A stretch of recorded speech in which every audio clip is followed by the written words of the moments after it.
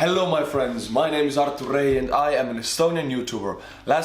Yesterday we watched Cuban Missile Crisis Part 2. We left off at a cliffhanger. What's gonna happen? Is the world gonna end? You know, that was the question after the first part also. But now we're even closer to it. And now we're gonna watch the third part and the final part. So if the world would have ended, it would have ended in this part. But it didn't, since we're here, it didn't. But still, I wanna know how it goes. Get your Estonian Youtuber Cup. Get your tea, get your flag, let's watch. October 27th, 3:35 a.m. The bomber lets go. A flash lights the Arctic Circle. Shockwaves tear outward with the power of 20 Hiroshima bombs. Oh. Radioactive ash collects on the barren island below. A Soviet atmospheric test scheduled before the crisis. In Cuba, Soviet troops are transporting warheads to the missile sites. They and the American troops in Florida are prepared for an invasion. At the quarantine line, Soviet subs play cat and mouse with American destroyers. At noon, America conducts its own test. A mushroom cloud rises 60,000 feet over the Pacific. Thus dawns Black Saturday, the day mankind came closest to nuclear destruction. Whoa. The clock sits at 11:59. 1 minute to midnight. Wow, how the hell are we still here?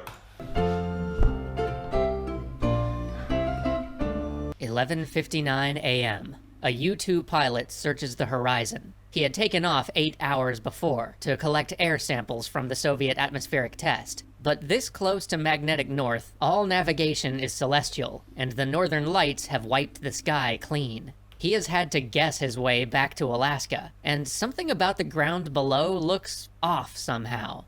Little does he know, Soviet jets lurk 15,000 feet below him, ready to strike when he descends. He's just flown into the Soviet Union. Oh. At the White House, XCOM is at the end of their rope. They'd nearly They're gonna shoot it down, they're gonna destroy it, it's gonna start Third World War. agreed to accept Khrushchev's deal, pledging never to invade Cuba in exchange for Russia dismantling the missiles. But 2 hours ago, Radio Moscow broadcast a new deal. Khrushchev also wants US missiles withdrawn from Turkey. Yeah. That's what I talked about in the last video. Like, if USSR takes missiles from Cuba and USA still holds missiles in Turkey, USA wins this conflict, obviously wins, and USSR loses.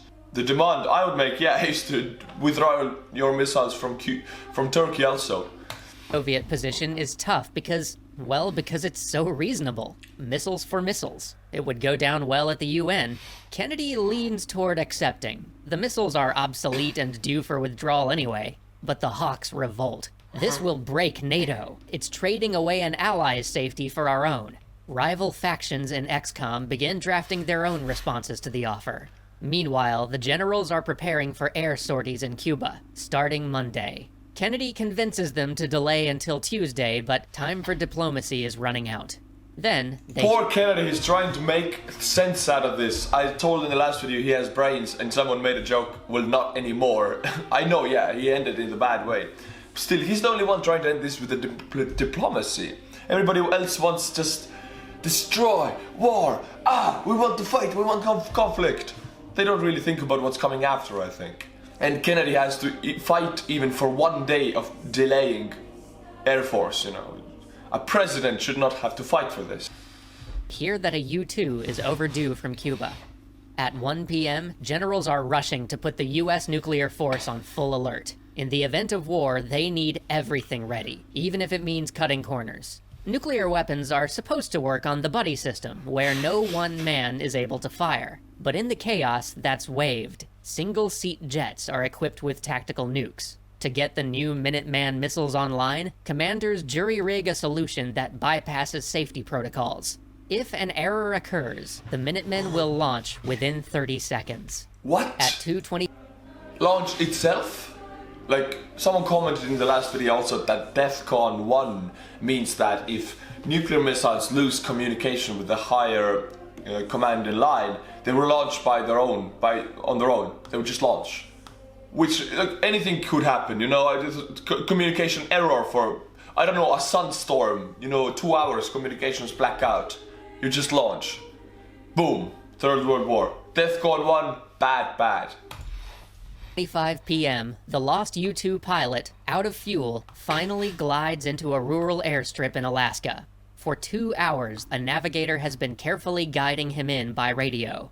Only then does he learn that his excursion over the USSR lit up every Soviet air defense system in the sector. MiGs hunted him the whole time, thinking he was preparing for a bombing run. His legs give out. At 4:20 p.m., XCOM is beginning to question everything. Why did Khrushchev offer 2 deals in 24 hours? In fact, how do they know they're negotiating with Khrushchev at all? The tones of the messages were pretty different. What if there was a coup and...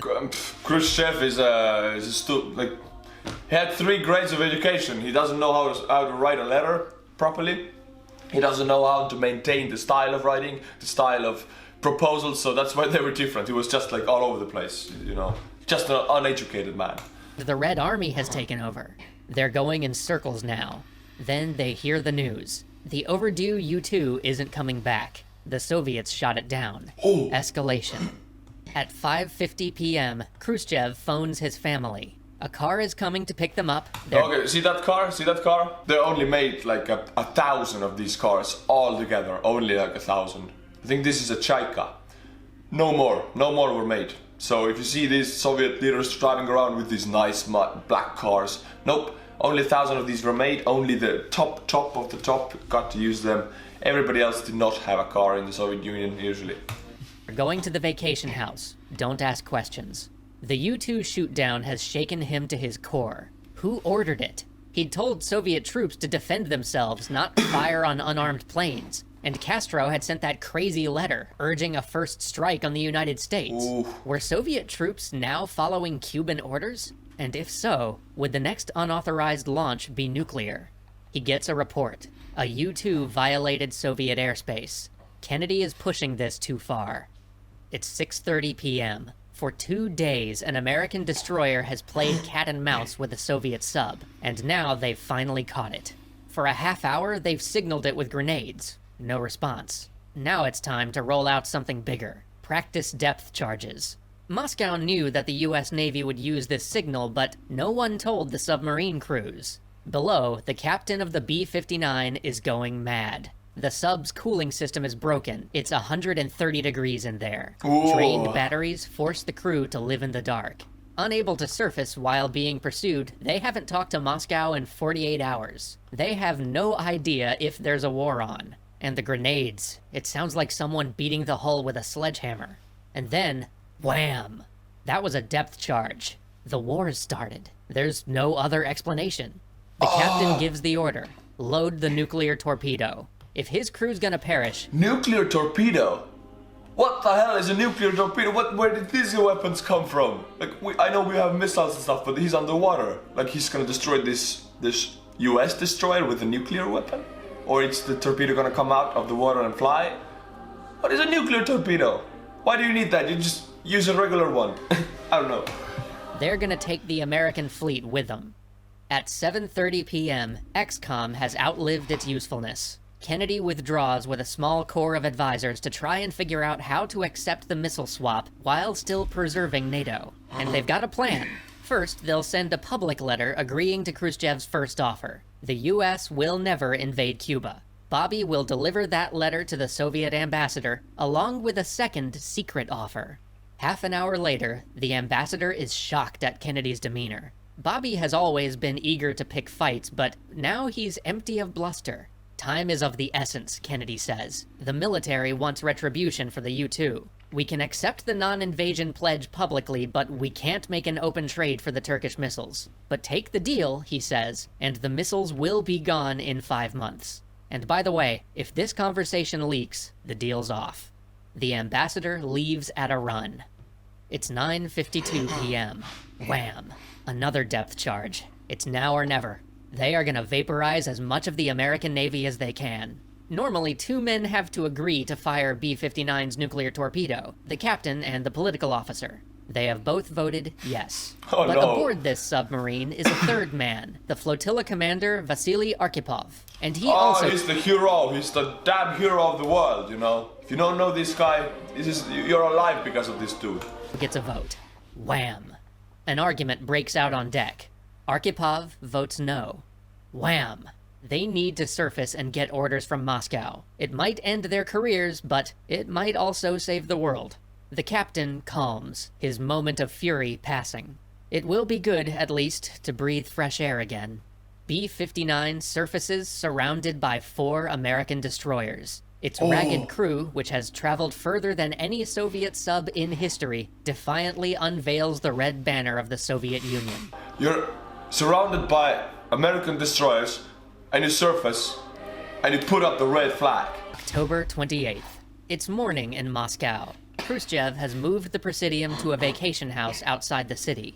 He can tell they are judging him for creating this mess. Reports are coming in fast. The KGB swears war is imminent. He's still trying to figure out who ordered Soviet troops to shoot down that U-2, and to decipher what message Kennedy was trying to send with the airspace violation. Then, Robert Kennedy's deal arrives. Khrushchev reads it out, the Presidium approves. Diplomats rush to cobble together a message, while Khrushchev composes a letter trying to calm Castro. Russian police halt all traffic as a car rushes the announcement to Radio Moscow. Things are developing so quickly, they're worried war could break out on the car ride. A broadcast goes out. The missiles are leaving, and the crisis is over. XCOM celebrates. Castro trashes his office. Khrushchev finally gets some... Castro trashes his office. He's truly like a teenage kid whose parents are fighting, like I said in the last video. I want war right now. I can't have war. Bam, destroy everything.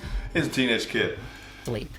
These leaders had begun the crisis thinking of politics as a chessboard, a game of moves and counter-moves. But by the end, they realized, almost too late, that they weren't moving chess pieces. They were throwing dice. They could place bets, but it was luck as much as skill that kept them from war. A recon photo finding a missile, a U-2 straying into enemy territory, a submarine officer voting no. The crisis was over, but the gambling would continue, even as, one by one, these men who saved the world were removed from it. While the US's non-invasion pledge secured Castro's hold on power, his volatility during the crisis marginalized him with his Soviet allies. Cuba would never again wield such influence on the world stage. Kennedy helped cool US-Soviet relations. He negotiated a test ban treaty and established a hotline so that the president could talk with the Soviet premier directly without delay. Basically, you have a phone. In Kennedy's office, there's a phone directly to the Moscow's Kremlin's office. I would call 3 a.m. every night, like, hey, Khrushchev, you sleeping, brother? Hey, let's have a nuclear war. Hey. No, I'm just bluffing, you know, doing that kind of calls. Pranking the Soviet Union or pranking the America.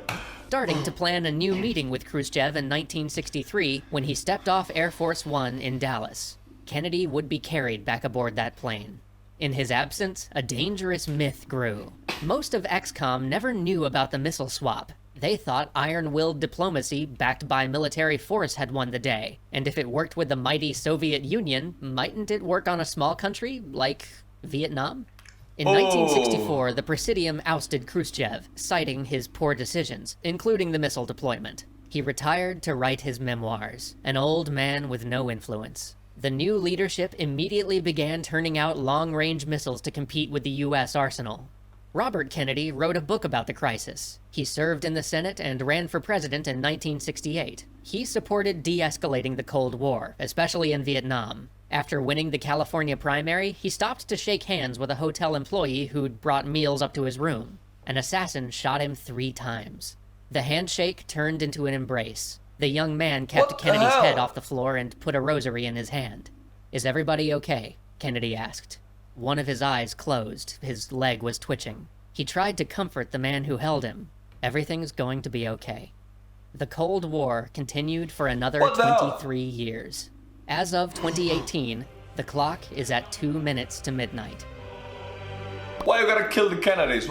They don't want war. They're the only ones who want de-escalation of the Cold War. And you just kill those guys. What the hell? Not good. Bad, America, bad. Alright, I'm just kidding, you know, it's politics. Politics is dirty, people get assassinated. It's just, I'm not here to judge. But I feel like there's something more. I mean, the Cold War did not end. The Cuban Missile Crisis ended, of course, but where was this part where on the Berlin Wall the tanks were facing each other? It was in the 60s, I think. It was connected to the Cuban Missile Crisis, I'm pretty sure. Like, the missiles were pointed at each other, but the tanks were also really close. They were aiming each other. The ground troops were ready on the Berlin Wall, East and West Berlin. I'll find it later. Nice of you to show up, my friends. Nice of you to watch these videos. If you like them, please support them. Patreon and PayPal are in the description below. Just head on to the Patreon and, I don't know, pledge an amount that works for you. Everything works. Go and get the cup. It's a really cool cup, you know? Look at it. Look at it. Look at it close. Links in the description. Oh damn, I spilled on myself. Yeah, link is below. And as always, my friends, until my next video, stay cool and bye bye.